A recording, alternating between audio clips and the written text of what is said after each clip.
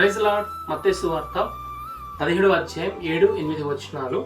యేసు వారి యొద్దకు వచ్చి వారిని ముట్టి లెండి భయపడకుడని చెప్పాను. వారు కనులెత్తి చూడగా యేసు తప్ప మరి ఎవరునూ వారికి కనబడలేడు.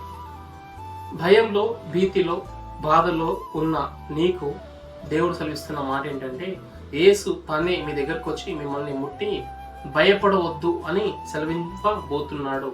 భయంతో ఉన్న మీరు భయపడవలసిన అవసరం లేదు. ఎందుకంటే ఈ లోకంలో ఉన్న వారి కంటే మన పక్షాన ఉన్న మన ప్రభువైన యేసుక్రీస్తు ఆయన బలవంతుడైన దేవుడు. వారు కనులెత్తి చూడగా యేసు తప్ప వారికి ఎవరూ కనపడలేరు.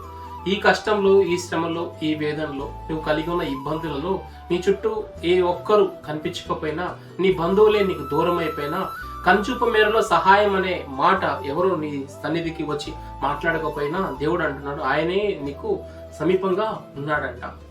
ఈ కష్టాల్లో, ఈ శ్రమలో ప్రభువే నీకు సమీపంగా ఉన్నాడు. ఆయన నిన్ను ఆదుకోవడానికి చాలినవాడు.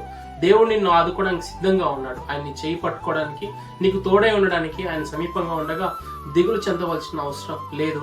భయపడక దేవుని వైపు చూస్తూ ముందుకు సాగినట్లయితే విజయాన్ని స్వతంత్రించుకుంటావు. అట్టి కృప దేవుడు మీకు అనుగ్రహించాలని ప్రార్థన చేస్తున్నాను. Praise the lord.